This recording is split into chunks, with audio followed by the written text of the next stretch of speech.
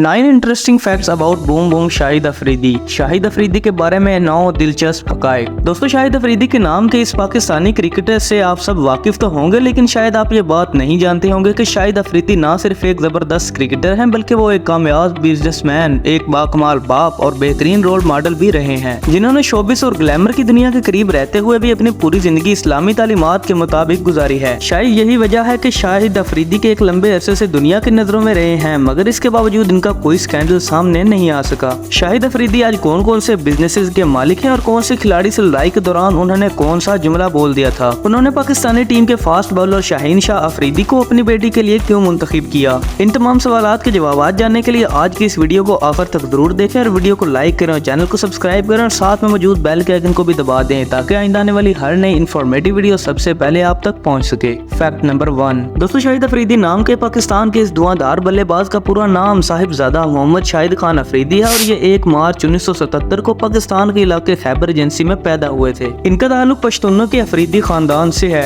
अफरीदी की अब्बा व अजदाद का ताल्लुक सूफी पीरों के खानदान से भी है और इनका दादा मौलाना मोहम्मद अलियास यहाँ के इलाके बोतन शरीफ वादी तीरा में एक पीर भी रह चुके हैं, जबकि इनके नाना पाक भारत जंग के दौरान 1947 और 48 के दौरान एक कौमी हीरो भी रह चुके हैं। अफरीदी के 6 भाई और 5 बहनें भी हैं और इनके भाई तारक अफरीदी और इशफाक अफरीदी भी एक दौर में क्रिकेटर रह चुके हैं और अब वो इनके मुख्तलिफ बिजनेसेस को संभाल रहे हैं। इनकी कम उम्र में ही शादी अपनी कजन नादिया अफरीदी से हो चुकी है और आज इनसे इनकी 5 बेटियां भी हैं। अगर आपको भी ये बात जानकर खुशी हुई है तो कमेंट में माशाल्लाह जरूर लिखें। अफरीदी के मुताबिक इनका कोई बेटा नहीं है, लेकिन उन्हें इस बात को कोई अफसोस भी नहीं है क्योंकि इनकी 5 बेटियों की वजह से इनकी जिंदगी में जो बरकत है वो सारी दुनिया को नजर आती है। Fact number 2। दोस्तों, शाहिद अफरीदी ने अपने इंटरनेशनल क्रिकेट कैरियर का आगाज 1993 और 94 के दौरान डोमेस्टिक क्रिकेट खेलने से शुरू किया था। अंडर 19 की चैंपियनशिप सर्किट में कामयाबी के बाद कराची वाइट्स और पाकिस्तान की टीम एक ही तरफ से खेलना शुरू कर दिया था। उनकी इस दौर में सबसे ज्यादा खास बात यह थी कि वो पहले दिन से ही बैटिंग और बॉलिंग में कामयाब रहे हैं। उन्होंने अपने तवील क्रिकेट कैरियर में काफी अरसा लाइकेस्टरशायर और डर्बेशायर की काउंटी क्रिकेट क्लब की तरफ से यूके जाके फर्स्ट क्लास क्रिकेट भी खेली है।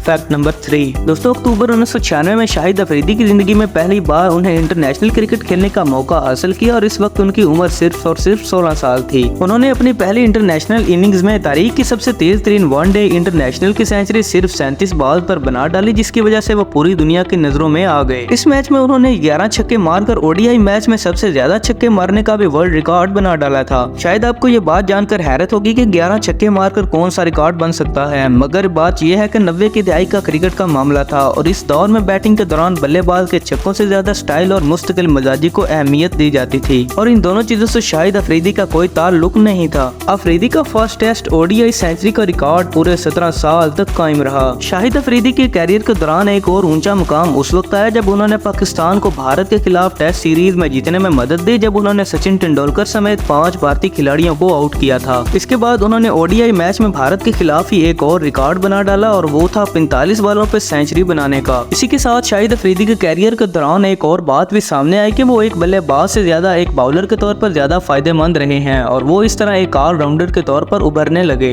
पाकिस्तानी क्रिकेट के उस दौर के कोच बॉब वुलमर ने इनको उस दौर में सिखाया था कि वो अपनी गेंदबाजी पर तवज्जो दें और इनको कहा था कि वो जैसे चाहें अपनी मर्जी से बल्लेबाजी करें। अपनी तबाहकुन बल्लेबाजी के स्टाइल की वजह से शाहिद अफरीदी को बूम बूम अफरीदी का लक़ब भी मिला था, जो कि उनको भारतीय कमेंटेटर रवि शास्त्री ने दिया था। Fact number 4। दोस्तों, अपनी क्रिकेट कैरियर की ऊंचाई के दौरान शाहिद अफरीदी एक बेहतरीन ऑलराउंडर थे और उन्होंने ओडीआई की तारीख की 7 तेज तरीन सेंचुरियों में से 3 स्कोर कर रखी हैं। एक बल्लेबाज के तौर पर उन्होंने ओडीआई में 8067 स्कोर बनाए हैं, जबकि T20 इंटरनेशनल में उन्होंने 1416 रन बनाए हैं और टेस्ट क्रिकेट में 1716 स्कोर बनाए हैं। इनका वनडे इंटरनेशनल का स्ट्राइक रेट 117 का है, जो कि क्रिकेट की बेहतरीन स्ट्राइक रेट में से एक है। उन्होंने एक बाउलर के तौर पर तकरीबन 600 से भी ज्यादा विकेटें हासिल की हैं। Fact number 5। दोस्तों, अपनी क्रिकेट कैरियर के दौरान बहुत सी कंट्रोवर्सीज का सामना भी करना पड़ चुका है, जब उन्होंने जानते हुए और ना जानते हुए क्रिकेट के असूलों की धज्जियां उड़ा दी थी और मुखालिफ खिलाड़ियों से लड़ाइयां भी की थी। 21 नवंबर 2005 को उन पर एक टेस्ट मैच और 2 वनडे खेलने की पाबंदियां लगी, जब ये मालूम पड़ा कि उन्होंने वक्फे के दौरान जानबूझकर अपने फायदे के लिए क्रिकेट को पिच को नुकसान पहुंचाया। 8 फरवरी 2007 को शाहिद अफरीदी पर एक बार फिर से उंगलियां उठने लगी, जब ये मालूम पड़ा कि आउट होकर वापस आते हुए एक पाकिस्तानी ने उनको गालियां दी, तो उन्होंने क्रिकेट बैट से उस पर हमला कर दिया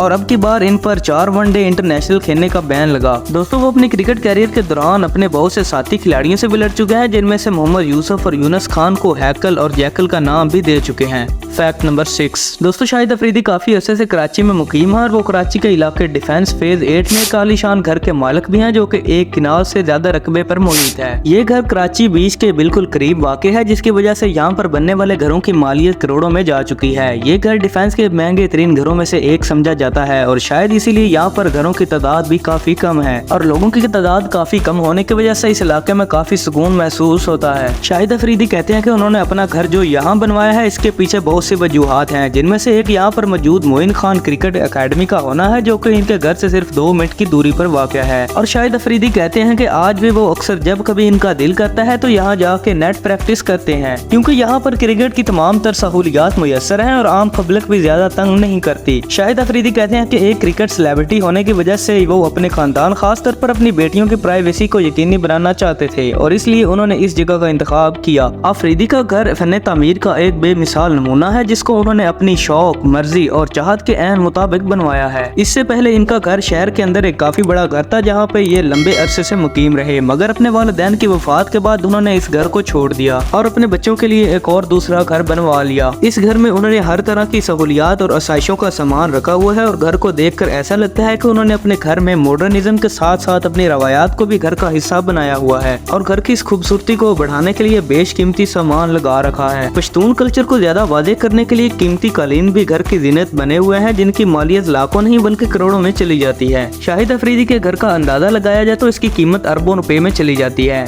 फैक्ट नंबर 7। दोस्तों शाहिद अफरीदी के घर के अलावा इनके आबाई गांव में बहुत सारी जमीनें भी मौजूद हैं, जो कि उन्होंने कास्ट पर दी हुई है और इनकी जमीनों से इनको काफी सारा पैसा आता है और इसके अलावा उन्होंने बहुत सारे प्लॉट्स भी खरीद रखे हैं, जो कि करोड़ों नहीं बल्कि अरबों रुपए मालियत के हैं। इसके साथ इनको विरासत में भी काफी दौलत मिली है, जिसका बड़ा हिस्सा उन्होंने अपने charity foundation Shahid Afridi foundation के लिए वक्फ किया हुआ है। अफरीदी आज रिटायर तो हो चुके हैं, लेकिन उनका सेलिब्रिटी स्टेटस आज भी वैसे ही बरकरार है, क्योंकि दुनिया आज भी उनको बूम बूम अफरीदी ही मानती है। सच तो ये है कि इन जैसा ना तो पहले कोई आया और ना ही कोई आइंदा आएगा। आपको ये भी बताते चलें कि अफरीदी ने काफी कारोबार भी शुरू कर रखे हैं। उन्होंने होप नॉट आउट के नाम से मर्दाना कपड़ों का एक ब्रांड भी मुतारफ करवाया है और इनके कपड़े ऑनलाइन पार्टनरशिप के कपड़ों के साथ खरीदे जा सकते हैं। इनके कपड़ों के डिजाइन मुनफरिद और दीदा ज़ेब किस्म के होते हैं और इस कपड़ों के ब्रांड पर अफरीदी की जानिब से मुनासिब डिस्काउंट भी दिया जाता है। अफरीदी आज भी नौजवान नजर आते हैं और अपने ब्रांड्स के एडवर्टाइजमेंट में मॉडलिंग भी खुद ही करते नजर आते हैं। वो अपने मशहूर फंक्शन में भी होप नॉट आउट की शर्ट और हुडीज पहनकर नजर आते हैं। इनके होप नॉट आउट से जमा होने वाला पैसा चैरिटी के लिए इस्तेमाल होता है और इसी के साथ साथ उन्होंने शाहिद अफरीदी चैरिटेबल फंड भी बना रखा है, जो कि पाकिस्तान समेत दुनिया भर में मुख्तलिफ ममालिक के अंदर काम कर रहा है। इस फाउंडेशन की मदद से वो मुस्तहिक अफराद की मदद भी करते हैं और उनको माली और फनी इमदाद भी पहुँचाते हैं। और अफरीदी इस फंड की मदद से बच्चों के लिए स्कूल भी बनवाते हैं और जिन इलाकों में पीने के पानी का मसला है वहाँ पर ट्यूबवेल और दूसरे फिल्ट्रेशन प्लांट भी लगवाते हैं।